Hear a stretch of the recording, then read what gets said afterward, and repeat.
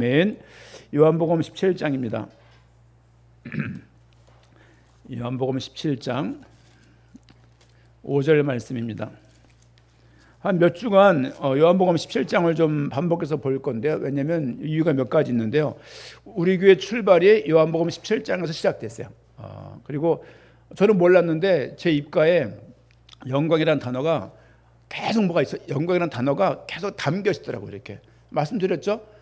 제가 알고 있는 그 조장로님, 그 조난수 장로님, 그 우리 그 아이 지금 몇 살인지 모르겠는데 그 아이 이름을 지을 때 제가 영광이란 말을 해가지고 그 아이를 영광을 줬다는 말을 제가 듣고서 내가 오래전부터 영광이란 그 말이 여기 있었구나 그런 생각으로 우리 교회 출발점이 있고, 그리고 요한복음 17장을 보게 되면 삼일체 하나님에 대해서 예수님의 기도에 삼일체가 나와요. 의미가 있죠. 우리 삼일체를 교리로만 아는데 성경에 예수님의 기도 속에 나와 있는 삼일체는 어떤 모습인가를 좀 볼 거고요. 그리고 영광, 영화에 대해서 조금, 성경에서 영광, 영화라는 단어가 요한복음 17장에 제일 많이 나옵니다. 그 부분을 좀 보고 또 그 이후에 한 3번 정도를 말씀을 보고 요한복음 17장을 지나갔으면 좋겠다 생각합니다. 요즘에 수요일은 제가 요한복음을 하고요. 주일날 오후 예배가 로마서랍니다. 주일날 오전은 뭐라냐면 제가 통독을 좀 저희가 하고 있잖아요. 이사야를 지나고 있는데 통독에 맞춰서 설교를 하고 싶었는데 못 맞췄어요. 맞출 수가 없고, 왜? 통독이 워낙 빠르기 때문에. 그래서 통독에 전도서가 지나갔는데 지금 전도서를 하고 있지 않습니까? 그러니까 주중에 새벽기도를 3번 하잖아요. 2번은 기도카드 올리고, 그래서 3번 한 거를 종합해서 주일날 하는 거예요. 그렇죠? 그렇게 좀 상황을 잡고 계속 말씀을 보는 가운데 있습니다. 요한복음 17장 5절 말씀 같이 읽겠습니다. 같이 읽습니다. 아버지여, 창세전에 내가 아버지와 함께 가졌던 영화로서 지금도 아버지와 함께 나를 영화롭게 하옵소서. 제 근래에 이렇게 카페 갔다가 청년들이 무슨 대학생들 같아요. 말하는 얘기를 잠깐 들었어요. 메이브, 플레이브 그렇게 말을 하는 거예요. 이제 생소한 단어인 거예요. 메이브가 뭐지? 검색해 보니까 AI 가수예요. 4인조 가수고요. 한국, 프랑스, 인도 다국적으로 가상 가수야. 가상 가수. 실제 없는데 애니메이션으로 만들어 가지고 이렇게 만화영화 같은 거, 만화영화. 근데 그 가수들을 아이들이 좋아해서 팬클럽까지 있다는 거예요. 그리고 공연까지 한대요. 공연장 가면 영화관처럼 영화를 하는 거야. 이렇게 나오고 팬들은 거기서 이렇게 흔들고 이렇게 있는 거예요. 이제 또 그러고 보니까 플레이브라는 그 가수 그룹이 있는 거예요. 대부분 여기 장년들인 성인들인데 우리가 모르는 세계가 진행되고 있어요. 여러분 아십니까? 플레이브? 그 아시면 아이돌이죠. 그렇죠? 그리고 메이브란 말 아십니까? 가수 그룹 이름이에요. 근데 그 어떤 방송에서, 라디오 방송에서 나는 이 사람들을 절대 우리 실체가 아니니까 우리 방송에서 너를 못 틀어준다 그랬다가 팬클럽이 항의를 해서 공개 사과를 냈대요. 놀랍지 않습니까? 그리고 플레이브라는 이 사람들은 이해는 가요. 이해는 가는데 잘 따라갈 수가 없어요. 그 개념을. 플레이브 같은 경우는 실제 5인조가 있대요. 아이돌을 하다가 그냥 이렇게 관둔 사람들이겠죠. 그 사람 5명이서 이렇게 춤을 추면 그 춤을 그대로 따가지고 만드는 거야. 이렇게 만화 영화를 이렇게. 그러니까 실제 노래도 5명이 메이브는 사람이 없고 플레이브는 이 사람들과 말고 많아요. 아담도 있고 많아요. 근데 이제 대표적인 걸 드는 거야. 플레이브라는 사람들은 5명이 공연을, 사람이 녹음을 다 하는 거예요. 근데 팬들은 그 화면에 나와 있는 플레이브 그 애니메이션을 좋아하는 거지 뒤에 누구인지를 묻질 않는데요. 예를 들면 제가 그 둘리 탈을 쓰고 오면 아이들은 이 둘리 탈을 좋아할까요? 그 안에 있는 사람을 좋아할까요? 탈을 좋아하는 거예요. 그 안에 임장로님이 있던 최 목사가 있던 상관없거든요. 그런 거죠. 플레이브는 그런 개념이라는 거예요. 그래서 그걸 알려고 하는 것은 그 세계관에 대한 도전이라는 거예요. 그래서 이게 무슨 말인지 모르겠는데 그렇게 좀 묻다가 야, 시대가 애들이 보는데 언뜻 보이는데 무슨 애니메이션 같은 거야. 근데 그게 아이들 공연하는 모습인 거죠. 예전에는 이 와이파이가 안 좋을 때는 막 춤을 추다가 와이파이가 막 멎잖아요. 이게 공연을 하다가 와이파이가 딸려서 이렇게 멈춘대요. 그러면 막 발이 막 머리 붙어 있고 이렇게 만화니까 버퍼링이 있어갖고 이렇게 그런 게 있다고 말하더라고. 그러면서 그것에 대한 아이 무려 조회수가 100몇만, 저희 설교 뭐 40회 50회거든요. 그게 150몇만이에요 조회수가. 그러니까 얼마나 많은 아이들이 우리가 모르는 사이에 모르는 세계를 보고, 그러면서 딱 드는 생각에, 제가 월요일날 화요일날 어떤 새벽기도를 내용했냐면요, 전도서를 보면 3장 11절 뭐라고 말했냐면 영혼을 사모하는 마음을 하나님이 우리에게 주셨다 그랬어요. 누가 이런 글을 썼더니만 누가 글을 보내왔어요. 그들은 결국 저런 그렇게, 왜냐면 내가 좋아하는 그 가수가 늙지 않았으면 좋겠어. 내가 70대고 80대여도 똑같은 모습 가지고 존재하기 원하는 거야. 만화는 가능하잖아요. 그게 둘리가 나이 먹는 거 봤습니까? 마징가가 나이 먹던가요?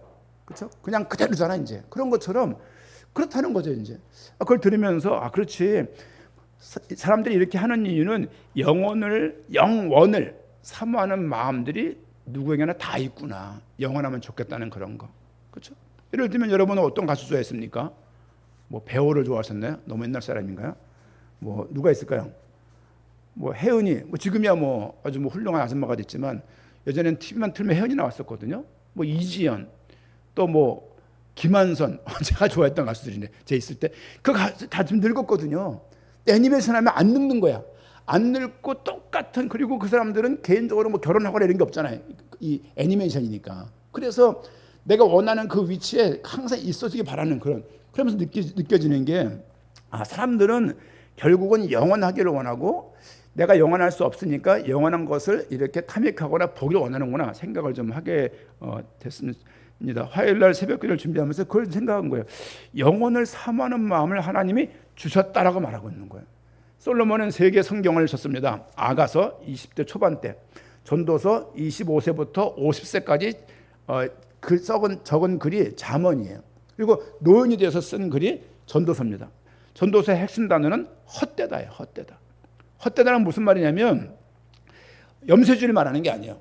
다 때려치고 산에 가서 그런 얘기가 아니라 하나님을 모르면 내가 잡고 있는 거 이거 아무것도 아니라는 얘기죠. 그렇죠? 내가 아이들을 붙잡고 남편을 붙잡고 또 이쁜 아내를 붙잡고 돈을 붙잡고 좋은 차를 붙잡고 다 있는데 결국은 동물도 죽고 사람도 죽는다는 거예요. 동물하고 뇌가 다른 바가 뭐가 있냐라고 전도서에서 계속 말을 하고 있거든요. 그걸 들을 때마다 그렇지, 어려서 전도서를 읽을 때마다 힘이 좀 빠졌어요. 자꾸 이제 뭔가 이렇게 파이팅하는 성격을 가졌는데 자꾸 이렇게 주저앉히니까. 근데 지금은 읽으니까 이해가 가요. 너무 많이 이해가 가고, 그렇지, 하나님 모르면 결국은 다 헛된 거 아니냐. 여러분, 계곡을 모으면 뭐합니까? 갈 때 아이들이 그것 때문에 싸워서 난장판이 될 건데요. 그렇죠? 좋은 집 있으면 좋죠. 근데 그 좋은 집 가지고 우리가 갈 때 죽음 앞에서 그게 무슨 도움이 됩니까? 그러니까 결국은 모든 사람이 죽을 것이고 생로병사 열심히 노세요. 네, 결국은 병들 겁니다. 열심히 노세요. 결국은 죽을 겁니다. 결국은 우리가 걱정했던 그 시아버지, 시어머니, 친정엄마, 친정아빠처럼 결국은 치매를 덜컹 걸리고 결국은 이런저런 병에 걸려가지고 아이들을 수발을 받는 것을 참 버거워하면서 살 날들이 반드시 있을 것이고, 어떤 사람들은 갑자기 죽게 될 거예요. 하나님의 정해놓은 때가 있지 않습니까? 정해놓은 때가 있다는 것을 우리는 몰라요. 성경 뭐라고 말하고 있습니까? 전도서에서 인생을 개수할 수 있는 지혜를 가지려. 네 인생이 결국은 끝이 날 거라는 생각을 가지고 살려는 거예요. 오늘 아침에 새벽에 봤던 말씀은 전도서 9장 18절 19절 말씀 봤는데요. 그 내용도 너무 귀한 거예요. 너희가 수고해서 땀을 벌어서 그 대가를 가지고 삶을 즐기고 누리는 것이 하나님이 너에게 준 복이다. 이거 모르면 그것도 헛된 거예요. 오늘을 기쁨으로 살 수 있는 것이 복이다. 그것이 하나님 너에게 바라는 바라고 이렇게 말씀을 또 하고 있더라고요. 그래서 읽으면서 이게 솔로몬이요 BC 900년경이에요. 그럼 지금으로부터 3000년 전입니다. 3000년 전 이 사람의 잠언, 전도서 말했던 훌륭한 명언들을 지금 보고 우리가 삶의 교훈을 삼는 자체가 너무 놀랍지 않습니까? 이 성경은 언제 겁니까? 창세기, 출애굽기, 레위기, 민수기, 신명기, 모세오경은요 BC 1446년 출애굽해서 40년 지났으니까 1406년도 그 즈음에 쓴 책이에요. 모세오경이. 즉 2000년 더하면요 거의 3000몇 년 전에 쓴 책을 우리가 지금 보고 있는 겁니다. 하나님이 살아계시지 않는다라면 아무 의미가 없지만 하나님이 살아계시다라면 이 말씀은 지금도 우리에게 생명입니다. 요한복음 17장 오늘 말씀을 좀 보니까 17장 5절 말씀 우리가 읽었던 것처럼 아버지여 창세전에 내가 아버지와 함께 가졌던 영화로서 지금도 아버지와 함께 나를 영화롭게 하옵소서라고 말을 하고 있습니다. 아버지여, 예수님은 지금 이게 17장이 예수님의 기도예요. 글씨는 다 빨간색이잖아요. 그렇죠? 온전히 예수님이 하신 말이야. 1절만 조금 검은 글씨 있습니다. 왜? 이건 사도 요한이 서술하려고 쓴 내용이에요. 성경은요 하나님의 말씀, 예수님의 말씀, 이 말씀을 서술하기 위해서 쓴 말로 이루어져 있어요. 그래서 뭐 드라마 성경 같은 걸 보게 되면 잘 나와 있어요. 그렇죠? 뭐 솔로몬이 말하고 하나님이 말하고. 성경은 감사하게도 색깔로 표현을 해놨죠. 빨간 글씨가 예수님의 말씀이에요. 근데 17장 1절만 예수께서 이 말씀을 하시고 눈을 들어 하늘을 우러러 이르시되, 여기까지 사도 요한이 서술한 그리고 나머지는 다 기도 내용입니다. 예수님이 하신, 누가 자기 생각을 더한 게 아니라 예수님의 말을 써놓은 거예요. 이 장로님이 기도할 때 누군가 녹취했다. 그렇죠? 누군가 그 말씀을 기억해 쓸 수 있는 것이죠. 그런 생각이 들어요. 아니 녹음기 이런 게 없이 어떻게 이걸 다 옮겨 적었을까? 라는 의심이 당연히 들죠. 그렇죠? 그리고 이 말이 다 예수님 말일까? 의구심이 듭니다. 어쨌든 신학자들이 성경을 정경화해서 우리에게 물려준 이 성경을 통해서 많은 구원의 역사가 일어나고 많은 복음이 증언되고 있는 것은 말할 나위가 없죠. 앞에 구절을 보면요, 창세전부터 함께 가졌던 영광이다. 이 이야기는 영원부터 예수님께서는 하나님과 함께 계셨다는 그 얘기예요. 당연한 거겠죠. 우리는 성부, 성자, 성령 하나님을 믿습니다. 개신교의 보수적이거나 개신교의 정통적인 계례 있는 사람들은 똑같은 믿음이 있어요. 어떤 믿음이냐면 성부 하나님, 성자 하나님, 성령 하나님을 믿는 거예요. 이 하나님, 성부 하나님과 성자 하나님과 성령 하나님이 함께 계신다. 어려운 말입니다. 존재론적으로 그들은 동등해요. 그러나 기능적으로는 그들이 구별되어 있어요. 성부 하나님은 삼위 하나님의 구원 계획을 동시에 했지만 성부 하나님의 구원 계획을 주도하시고, 성자 하나님은 구원 계획을 어떻게 했죠?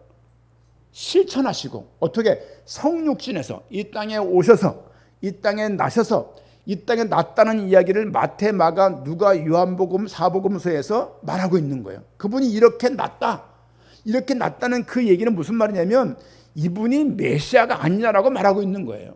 우린 그걸 통해서 예수님이 메시아구나라고 믿게 되는 것이죠.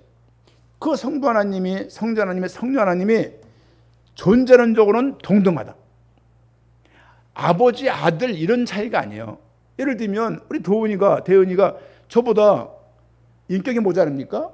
저보다 그냥 나 보니 아들이고 아빠니까 서로 존중하며 사는 것이지, 사실은 제가 쟤들을 지배할 수 있습니까? 그렇잖아요. 뭐 애들이 아빠라고 안 여기고 집 나가면 어쩔 수 없죠. 가라죠 뭐. 그런데 그런 식으로 성부 하나님은 아버지, 성자 하나님은 그 아들, 그런 식의 우리 식으로 생각하시면 안 된다는 얘기예요. 그렇죠? 사실 삼위일체를 이해한다는 것은 은혜가 필요합니다. 1 곱하기 1 곱하기 1은 1, 1 더하기 1 더하기 1은 3. 이게 아니라고 말하는 그 순간부터 저는 이해가 안 가는 거예요. 그때부터. 아니 1 곱하기 1 곱하기 1은 1이잖아요. 그러니까 세 개가 각각 있지만 하나잖아요. 이렇게 말하면 이게 자체가 문제가 좀 있는 거예요. 그리고 예를 들어 양태론적으로 전구가 있는데 빛이 있잖아요. 열이 있잖아요. 등등 설명. 또 누가 집에서는 남편인데 아이들에게는 아버지고 나가니까 사장님이셔. 한 사람인데 역할이 세 개잖아요. 이런 양태론이라고 말하는데 이렇게 또 중남미 가면요 단일 신론자가 많아요. 무슨 말이냐면 하나의 신이 세 가지 형태로 나타나는 거예요. 굉장히 많아요. 그래서 삼일체를 막 말을 하면 나중에 항의 받아요.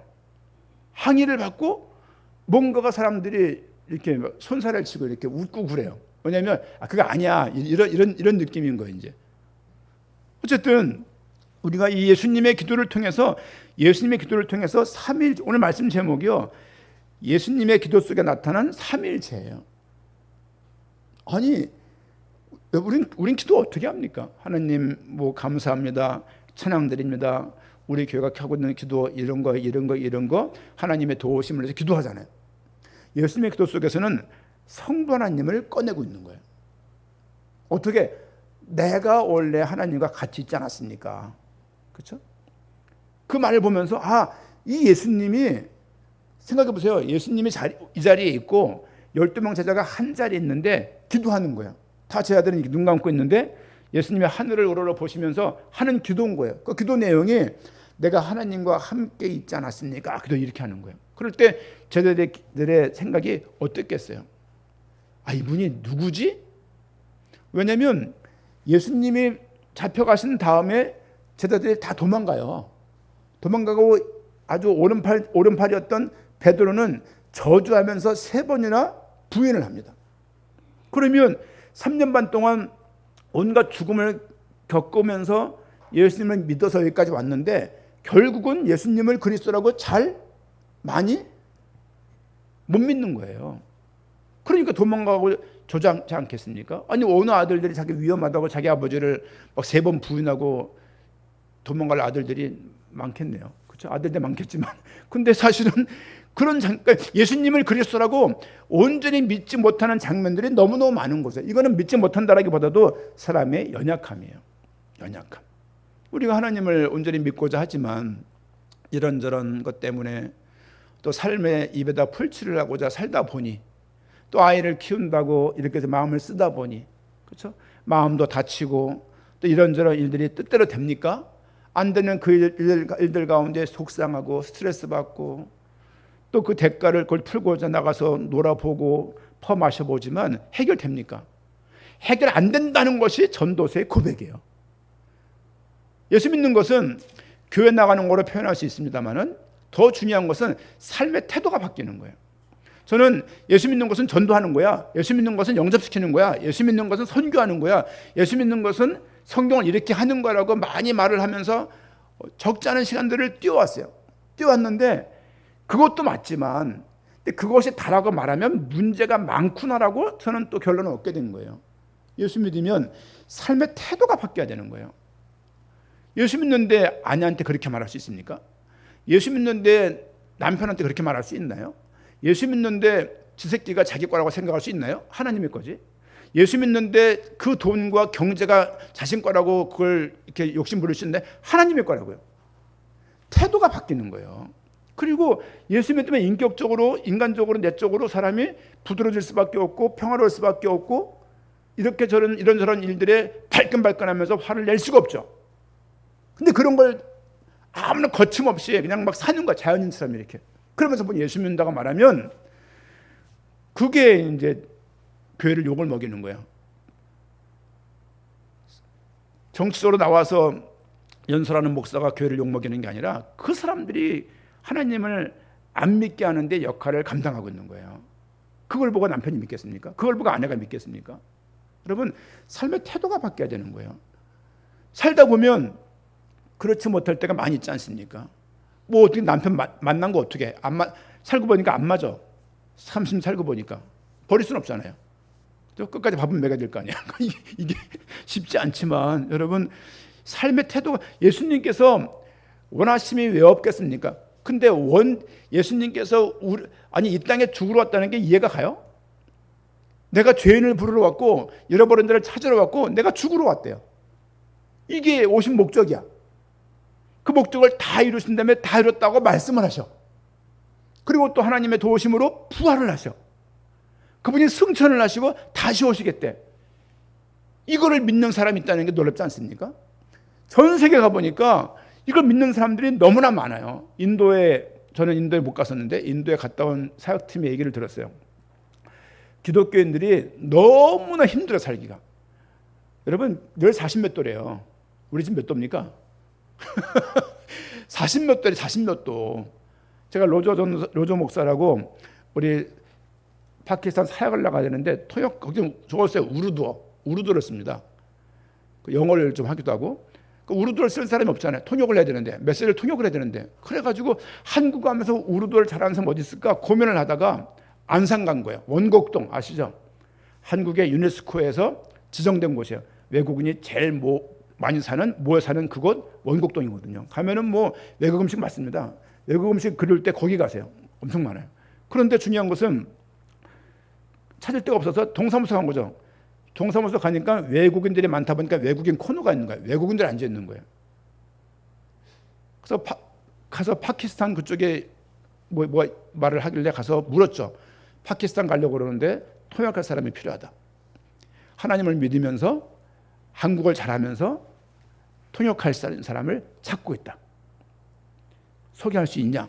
코너가 이제 주민자치센터가 아니고 코너가 이렇게 있잖아요. 중국인 코너 이렇게 있어요. 물으니까 펄 떠나면서 접니다 그러는 거예요. 그 사람이 로저 목사예요. 깜짝 놀랐어요.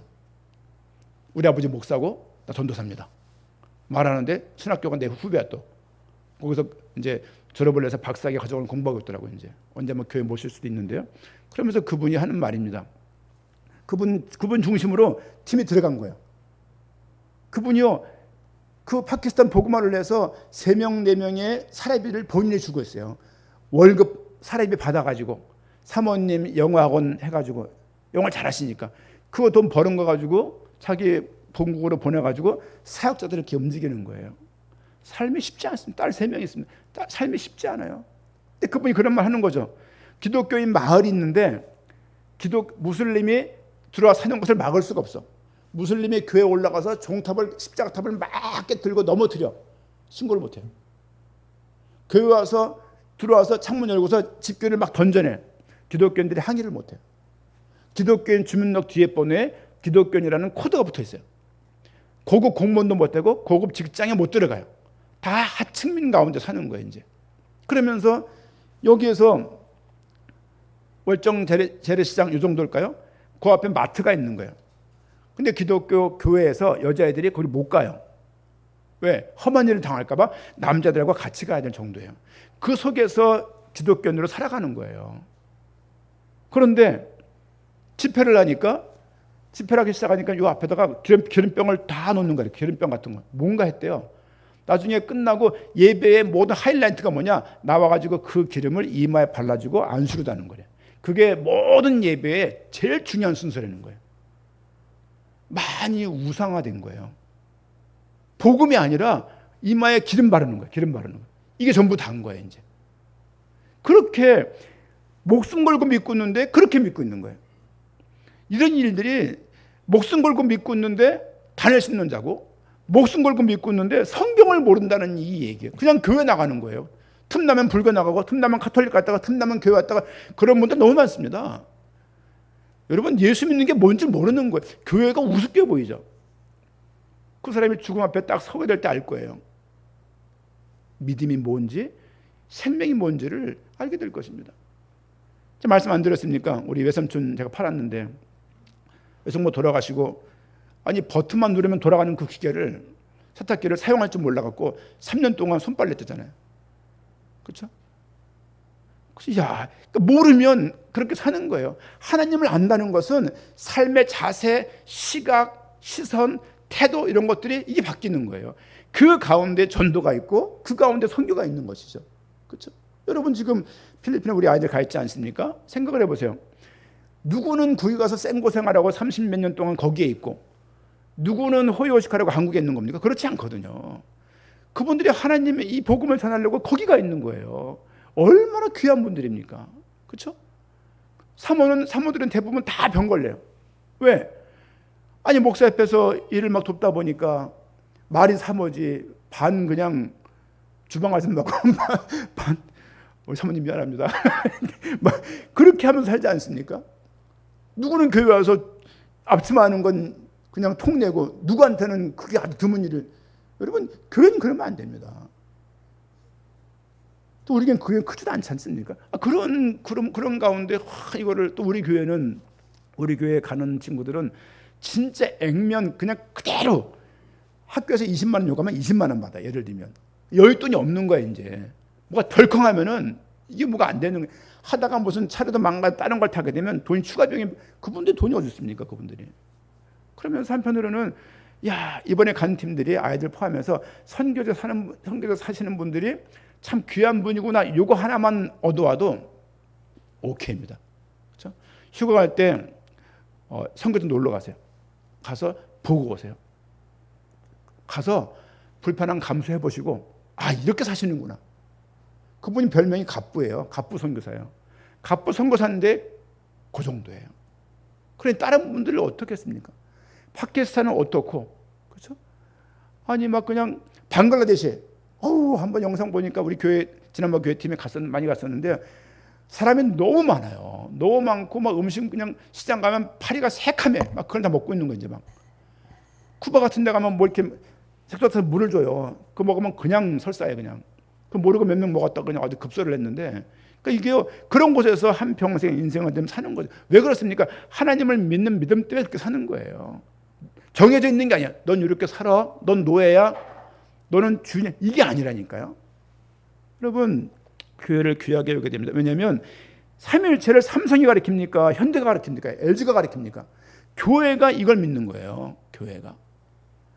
교회가 전쟁통에 삼성은 문 닫지만 교회는 문 열고 있는 곳이 교회 아닙니까? 그렇죠? 여러분, 꼭 교회 가세요. 다른 것보다도 예수님은 하나님과 함께 했던 영화로운 존재였다. 그 존재가 지금 잠시 몇 시간 되면 잡혀가는데 기도하고 있는 거예요. 그리고 기도하실 때 하나님에 대해서 아버지라고 부르고 계시다. 아버지, 몇 구절 볼까요? 17장 1절 말씀. 1절 말씀 같이 빨간 글씨만 읽을까요? 17장 1절 같이 읽겠습니다. 아버지여, 때가 이르렀사오니 아들을 영화롭게 하사 아들로 아버지를 영화롭게 하게 하옵소서. 아버지여, 예수님은 지금 하나님을 아버지라고 부르고 있는 거예요. 여러분, 하나님 누구라고 부릅니까? 아버지라고 불러요. 뭐 족보가 어떻게 되는 건지 모르겠지만 지금 우리 하나님을 아버지라고 불러요. 또 한 구절 보겠습니다. 11절 말씀. 5절 읽었으니까 11절 같이 읽겠습니다. 나는 세상에 더 있지 아니하오나 그들은 세상에 있사옵고 나는 아버지께로 가옵나니 거룩하신 아버지여, 내게 주신 아버지의 이름으로 그들을 보존하사 우리와 같이 그들도 하나가 되게 하옵소서. 계속 아버지여, 아버지여, 아버지께라고 말하고 있습니다. 예수님은 성부 하나님을 아버지라고 부르는 거예요. 그러면서 21절 말씀 보니까 제가 읽겠습니다. 아버지여, 아버지께서 내 안에 내가 아버지 안에 있는 것 같이 그들도 다 하나가 되어 우리 안에 있게 하사 세상으로 아버지께서 나를 보내신 것을 믿게 하옵소서. 24절입니다. 아버지여, 내게 주신 자도 나 있는 곳에 나와 함께 있어 아버지께서 창세전부터 나를 사랑하심으로 내게 주신 나의 영광을 그들로 보게 하시기를 원하옵나이다. 25절입니다. 의로우신 아버지여, 세상이 아버지를 알지 못하여도 나는 아버지를 알았사옵고 그들도 아버지께서 나를 보내신 줄을 알았사옵나이다. 계속 아버지라고, 예수님과 본질적으로 하나이지만, 그렇죠? 예수님을 세상에 보내신 주체로서 성부 하나님을 아버지라고 표현하는 거예요. 기억하십시오. 성부, 성자, 성령 세 하나님이 존재론적으로 동등하시다. 기능적으로는 구별되어 있다. 구원 계획, 구원을 실천하시고 성령께서는 구원을 우리에게 깨닫게 하시고 적용하시는 거예요. 이제 가시죠. 성부 하나님이 성자 하나님을 보냈어요. 하나님의 세상을 이처럼 사랑하사 독생자를 주셨으니, 독생자를 누가 보냈냐? 성부 하나님이. 요한복음 앞에 우리가 봤던 내용들 13, 14, 15, 16장 보게 되면 예수님이 죽으시고 가셔야 성령님이 오신다라고 되어 있습니다. 또 다른 보혜사, 보호할 보, 은혜해, 가르칠사, 보호하시고 은혜 주시고 가르치는 것이 성령의 역할이에요. 그분을 말할 때 진리의 영이라고 표현합니다. 그래서 존재론적으로 하나님은 동등하지만 니케아 공의회라고 했었는데요. AD 325년경인데 그때 삼위일체 교리를 확정했어요. 확정한 교리를 우리가 다 믿고 있는. 지금은요, 요한복음은 AD 90년경에 쓴 거예요.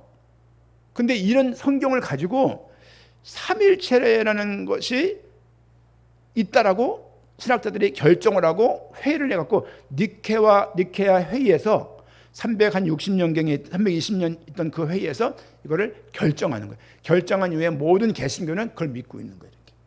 그렇죠? 카톨릭에 대해서 말을 좀 해야 되겠는데요. 카톨릭은 성부 하나님을 믿습니다. 성자 하나님 믿어요. 성령 하나님도 믿는 것 같아요. 성자 하나님이 어떻게 비춰지냐면 마리아 품에 늘 안겨 있는 예수님. 뭔가 마리아의 도움이 필요한, 성모의 도움이 필요한 그런 예수님으로 교리적으로 많이 비춰요. 들어가면 몰라요. 근데 교리적으로 그래요. 여러분 저거 아십니까? 그리스 종교 아십니까? 그리스 종교?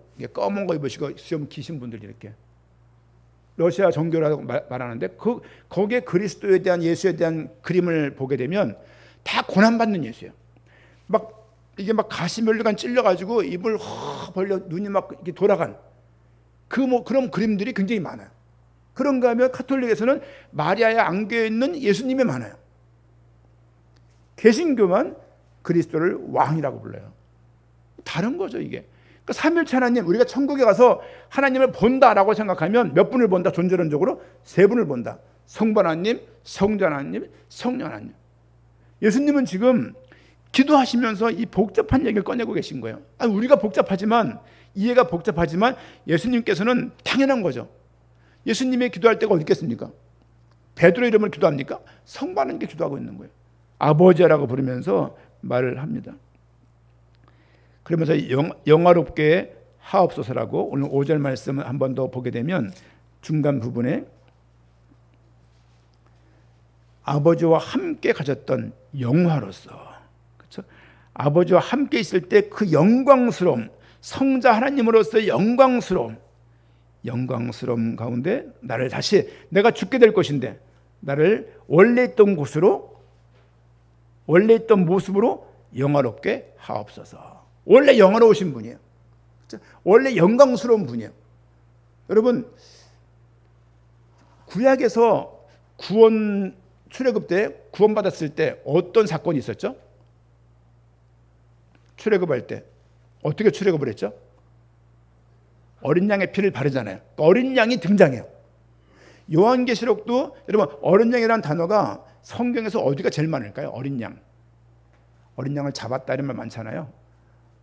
어린 양이라는 단어가 창세기부터 요한계시록까지 말을 하자면 어디에 제일 많이 나올 것 같아요? 제가 직접 제가 공부를 해봤던 부분이기 때문에. 어디 갔습니까? 보통 제사와 관련된 데 많이 나올 것 같잖아요. 레위기를 할지 출애굽기를 할지. 어린 양이라는 단어가 요한계시록에 제일 많이 나와요. 어떻게 표현되어 있냐? 어린 양 대신 그분이 만왕의 왕이었다. 어린 양 대신 그분이 만주의 주였다라고 표현을 해요. 그분이 다시 오신다라고 표현합니다.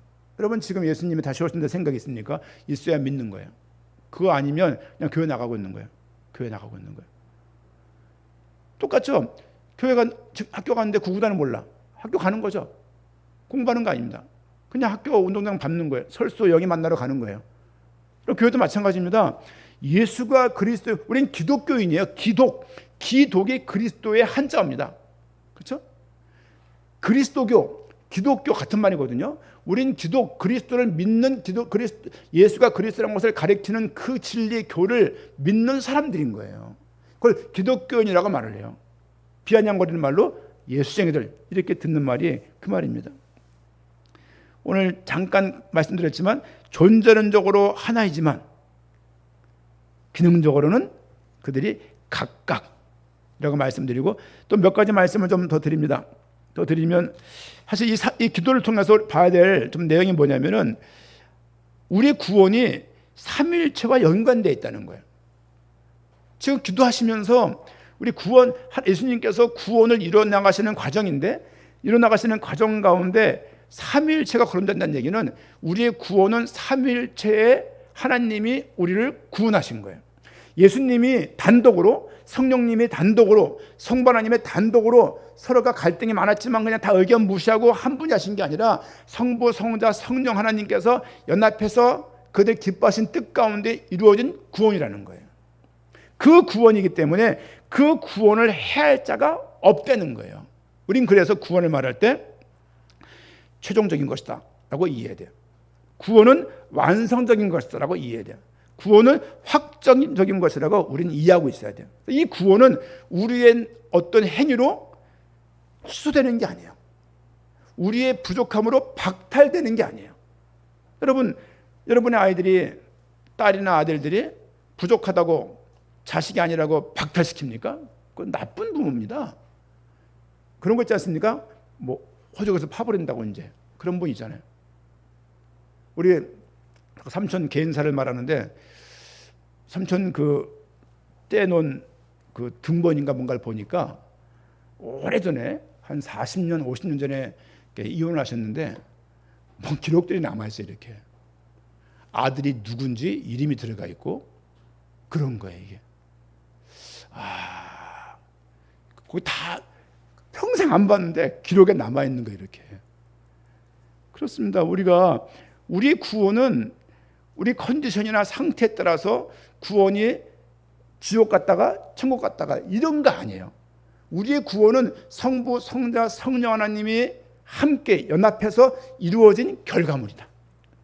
그래서 우리 구원에 대해서 우리는 감사해야 돼요. 제가 존경하는 로이드 존스 목사라는 사람이 있습니다. 1950년대부터 60년대까지 로마서 강해를 썼던 영국은 강해 설교 유명하거든요. 강해 설교가예요. 예를 들면 제 입장에서는 뭐 찰스 핀이랄지 요한 웨슬레보다 더 아주 위대한 분이에요. 이분의 가르침을 받은 분이 한국의 박영선 목사님이라는 분이에요. 이렇게 가르침이 비슷해요. 물론 이분은 감리교입니다만, 근데 이분이 하시는 말씀이 그거예요. 로마서 16장을 14권 책으로 쓴 거예요. 한 권이 성경보다 두꺼워요. 그걸 어떻게 어렵게 그걸 다 읽어냈는데, 그분이 그런 말 하는 거예요. 설명하면서 내가 복음을 풍성하게 설명한다고 애를 썼지만 사실은 내가 너무 복음을 내 수준에 갖춰서 말한 것 같다. 복음은 이거보다 큰 것이라는 말로 결론을 맺어요. 그게 이해가 가는 거예요. 여러분, 복음은 큰 것입니다. 복음이 큰 거예요. 그래서 이렇게 1살 2살짜리 붙잡고 선교지로 저 아프리카로 집도 없는 데 나가서 뛰어나가서 말도 안 되는 뛰어나가서 선교하고 있는 거예요. 교회는, 성도들은, 장로들은, 목사들은 그거에 대한 책임을 져야 되는 거예요. 왜냐하면 그들이 그걸 못해요. 우리가 도와야 된다고. 이제 그런 부분들을 선교지에 많이 나가서 그걸 보게 됐어요. 그렇구나. 그런 것을 본 거를 어떻게 못 본 척합니까? 목사가 믿음이 부족하지 돈이 없지 양심이 없습니까? 그게 보이는 거야. 그게. 그러면서 한 10수년간 선교지를 보고 또 한 10수년간 전도를 하면서 얻은 결론 뭐냐면, 이 복음이 얼마나 크면 이렇게 많은 사람들이 자기 인생을 드릴 수 있을까? 영원을 사모하는 마음들을 하나님은 그들에게 주셨구나. 그들은 돈이 안 필요합니까? 그들은 좋은 윤택한 생활을 하고 싶지 않겠습니까? 그렇죠? 그들도 사람인데 하나님이 그 마음을 주신 것을 우리는 귀하게 봐야 되는 거예요. 우리 구원도 마찬가지입니다. 삼위일체 하나님께서 우리 구원을 이루신 거예요. 그래서 그 구원을 누가 와서 파할 수가 없다는 거예요. 내 상태나 개인적인 경험이나 체험과 주관적인 그런 것으로 구원이 왔다 갔다 할 수 있는 게 아닙니다. 구원은 완벽한 거예요. 중요한 것은 내가 그 구원을 깨달아 나가는 과정 가운데 있다는 것입니다. 그렇죠? 이런 믿음이 교회를 통해서 계속 전달이 돼야 된다고 저는 믿고 있습니다. 죄를 사하시고 죽고 부활하신 그분이 하나님 자신이었어요. 삼위일체 중에서 성자 하나님이셨어요. 그분이 우리를 위해서 죽으신 거예요. 지금 요한복음 17장 조금 지나가면 잡히세요. 지금 새벽에 내가 잡혀가기 때문에 지금 자질 못하고 다락방 강하라고 말했잖아요. 지금 다락방에 올라와가지고 14장, 15장, 16장, 16장을 설명한 나눔을 한 다음에 17장을 기도하는 거예요. 발도 씻겼고 최후의 만찬을 거기서 버렸고 했던 말씀이 한 가지가 뭡니까? 너희는 가지다. 나는 포도나무다. 이 이야기는 가지니까 열매를 맺어라가 아니라 너희는 나한테 연결된 가지니까 열매를 맺을 수밖에 없다고 말을 하고 있는 거예요. 근데 교회들은 자꾸 너희가 열매를 맺혀야 되는 것처럼 성경을 해석하는 경향이 있어요. 그렇지 않습니다. 결국은 여러분, 우리 아이들이 집에 있던가 외국에 있던가 우리랑 관계가 연결되어 있잖아요. 우리가 가지란 얘기는 하나님의 예수님 포도나무라는 얘기는 관계적으로 연결되어 있다는 얘기예요. 연결되어 있기 때문에 예수 그리스도로부터 오는 그 진액으로부터 열매를 맺을 수밖에 없는 것이에요. 이 열매는 단순한 전도 열매가 아니에요. 삶이 바뀌는 거예요. 삶이. 그렇죠? 삶의 태도와 자세가 바뀌는 거예요. 옛날에는 막 그냥 1년에 1억을 벌어 행복했는데 오늘 아침에 말씀 나오더라고요. 주신 재물이 욕심이 넘쳐서 제 것으로 삼고 하나님 것을 모르게 되면 결과적으로는 험한 가운데 이렇게 다다르게 된다는 그런 글들을 전도서 내용을 좀 다른 데다가 좀 보게 됐어요. 아, 그렇지. 여러분, 그러나 열심히 돈 버십시오. 자식들을 위해서 열심히 벌어서 좋은 거 드세요. 값싼 거 드시지 마시고 좋은 거 드세요. 좋은 거 드시고 맛난 거 드세요. 하지만 행복이 거기 있는 것이 아니라 이 환경을 붙잡고 계신 하나님의 그 은혜가 크다는 것을 우리가 인정할 수 있어야 돼요. 그런 태도가 아니면 살기 힘들어요. 새끼들은 말 듣습니까? 남편은 말 듣습니까? 아내는 또 괜찮습니까? 남자 입장에서는 아내들은 갈수록 현실적이 돼요. 남자들은 점점 갈수록 감성적이 되고 이상한 것 같아 이제. 그리고 남자들은 자꾸 아내를 놀라 그러는데 아내들은 자꾸 이제 떠댕기기 시작하죠. 놀러 이제 다닌다고 이렇게. 남자는 외롭죠. 반바지 입고 주변 공원 왔다 갔다 하고 이제 이렇게 도서관 가서 다 책 덮고 자고 있고. 저 동네 도서관 있는데 가면요, 못 가겠어요. 아저씨들이 하도 반바지 입고 누워 있어갖고 여기저기 제가 아저씨 입장에서 이거 민폐다고 이제 뭐 그러는데 그렇습니다. 여러분 꼭 기억하시오. 우리의 구원은 삼일체는 존재론적으로 동등하지만 기능적으로는 구별되어 있다. 첫째. 두 번째는 우리 구원은 삼일체 하나님으로부터 연합 사역으로 연합을 해서 우리에게 주어진 축복된 것이다. 이걸 두 번째로 기억하시고요. 세 번째 뭐냐면 교회는 연합해야 돼요. 무슨 말이냐면 교회가 하나가 될 때 세상 사람들은 뭐가 있다라고 생각하는 거예요.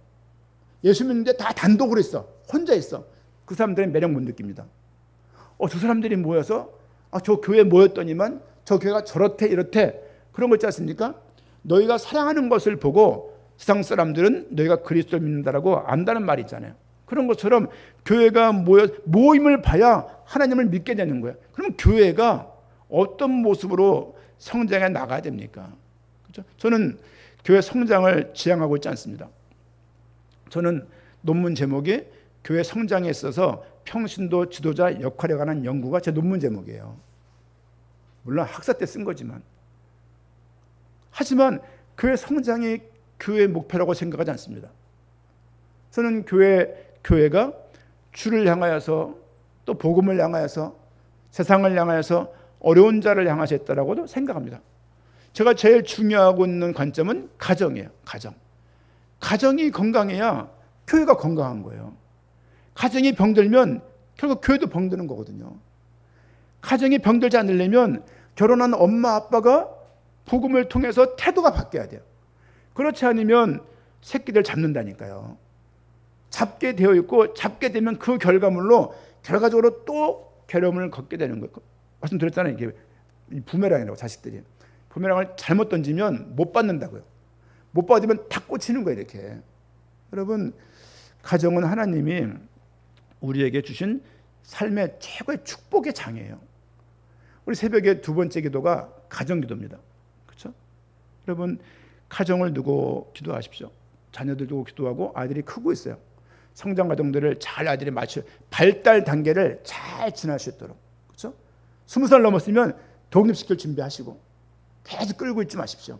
왜냐면 애들이 오랫동안 주저앉아 있어요. 자꾸 나갈 기회를 주고 도전을 해서 결국 나가서 똑같이 엄마 아빠처럼 건강하게 가정을 차리고 살 수 있도록 응원해 주셔야 돼요. 그렇죠? 품고 있다고 장땡 아닙니다. 성도의 연합은 복음 전파의 큰 증거가 됩니다. 그런 의미에서 교회가 복음으로 하나가 돼야 돼요. 복음 속에 정중앙에 있는 게 예수가 그리스도라는 것이고 삼위일체라는 거예요. 삼위일체. 또 우리 구원이 그분으로 말미암은 것이라는 거예요. 우리 구원은 은혜로 받은 것입니다. 성과를 내거나 어떤 자격이 되거나 우리는 다 자격미달이에요. 누가 목사 될 감이 있습니까? 누가 선교사 될 감이 있어요? 하나님의 부르심을 따라가는 거지. 누가 장로 될 감이 있습니까? 하나님의 부르심 때문에 순종하는 것이지. 그 태도가 믿음이라고요. 그 태도가. 그렇죠? 믿음은 사용해야 됩니다. 여러분, 이거 사용해야 의미가 있는 거예요. 사용하지 않고 딱 넣어놓고 있으면 이건 존재감이 없는 겁니다. 우리에게는 믿음도 사용해야 돼요. 사용하지 않으면 그냥 있는 거예요. 성경 가지고 있다고 믿음이 있는 겁니까? 아니요. 성경 있다고 늘 기도응답 받습니까? 아니요. 성경 있다고 무슨 뭐 큰 하나님 역사를 체험하는 거 아니요. 상관없는 거 그거는요.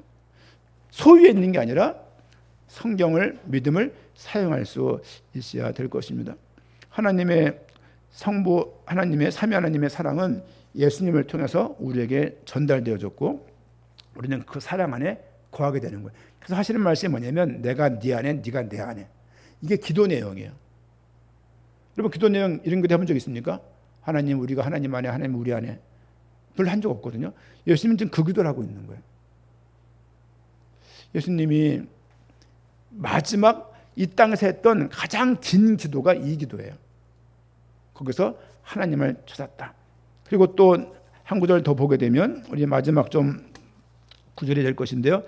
우리 17장 몇 절입니까? 17절 17절 그들을 진리로 거룩하게 하옵소서. 아버지의 말씀은 진리니이다. 아버지께서 나를 세상에 보내신 것 같이 나도 그들을 세상에 보내었고 또 그들을 위하여 내가 나를 거룩하게 하오니 이는 그들도 진리로 거룩함을 얻게 하려 함이니이다 라고 말하고 있어요. 이 진리로 거룩하게, 진리란 얘기는 사실은 성령의 역할을 의미합니다. 성령님께서 직접적으로 이것이 성령이라고 말하고 있지는 않지만 내용에서 진리로 거룩하게 하옵소서라는 요청은 사실은 이 간접적으로 진리가 성령 하나님인 것을 표현하고 있다고 말할 수 있습니다. 성령은 말씀을 통해 거룩하게 하시고 예배를 통해 삶을 통해 성령의 도우심을 통해서 우리가 계속 성화되어 나가는 거예요. 그렇죠? 한 번에 빡 성화되는 게 아닙니다. 애들이 한 번에 나자마자 빡 큽니까? 아니요. 클 때가 이렇게 있잖아요. 평생을 두고 크잖아요. 키는 정지되었다 하더라도 그의 의식이 내면적으로 성품에 계속 자라가지 않습니까? 이렇게 마찬가지로 성령의 도우심으로 성부 하나님이 계획하셨고 성자 하나님이 실천해서 우리 구원을 이루셨고 성령 하나님이 우리를 붙잡고서 끝까지 우리를 이끌고 나가시는 거예요. 견인이라는 이야기는 끌고 간다는 의미도 있지만 우리가 그분을 포기하지 않고 붙든다는 의미도 이렇게 있어요. 그렇죠? 삼위 하나님의 그 존재를 예수님께서는 기도를 통해서 하시면서 아마도 제자들에게 이 말씀 끝나고서 뭐 아멘 이런 말은 없지만 제자들에게 내가 누군지를 내가 그냥 인간 예수 나사렛 예수가 아니라 하나님이시고 그리스도이시고 하나님이 보내신 아들이면서 내가 간 이후에 성령께서 오실 거라는 본이 하나님인 것을 고백하고 있고 기도했다라고 하고 있다라고 말씀을 통해 볼 수 있습니다.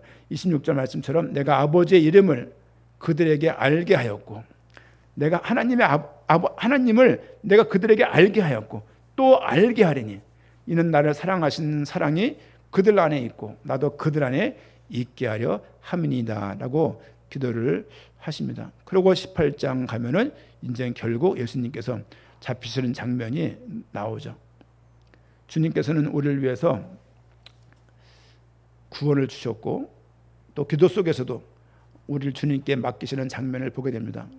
우리 교회가 영광의 복음을 복음교회가 영광의 복음을 가진 그런 성도들로서 자라가고 또 우리를 통해서 우리 후대들이 그런 동일한 믿음 가운데 자라게 될 것이라고 믿습니다. 하나님께 영광 드립니다.